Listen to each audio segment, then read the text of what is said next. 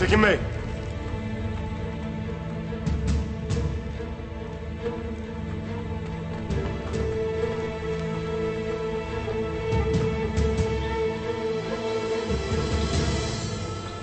Tuğtekin. Tuğtekin kardeşim. Beni öldürmediğine pişman edeceğim onu. Tuğtekin. Tuğtekin. Tuğtekin.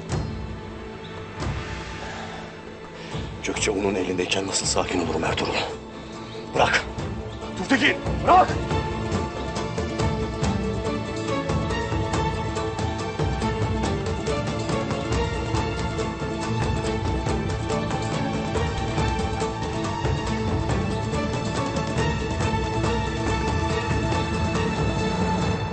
Hareketli bir av oldu bu.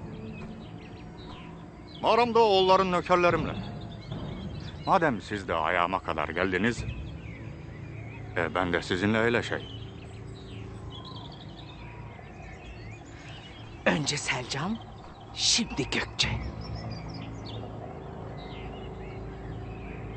Senin gücün ancak avratlara yeter. Buradan leşin çıkacak. Soysuz it.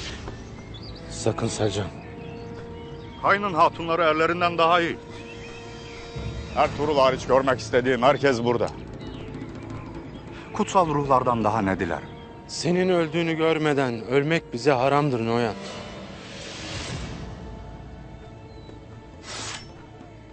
Cenk'te sağlam bir kol, beyhude cesaretten daha değerlidir. Çolak olan. Çolak kolun seni canından edecek, haberin yok. Dikkatli ol ana.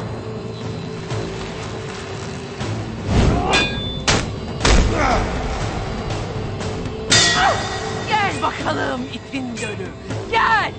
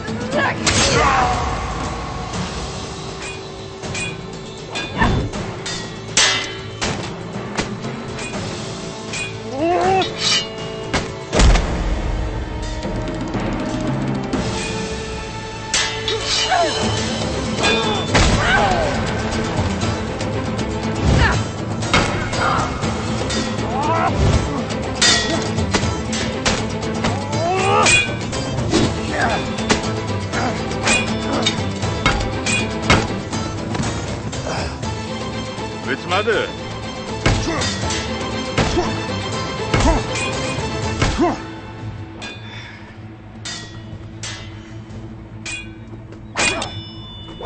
Ah çolak oğlan. Belli ki kolun sana hayatı zindan etmiş çolak oğlan. Gönlüm buna razı gelmez. Seni bu çileden kurtarayım. Gündoğdu!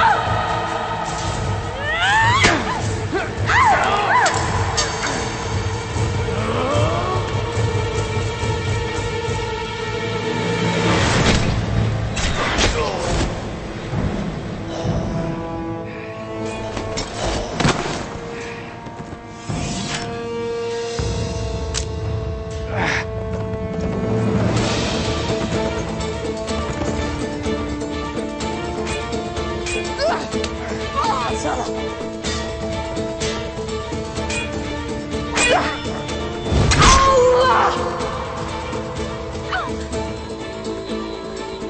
Gündoğdu, iyi misin? Yine karşılaşacağız. Gökçe!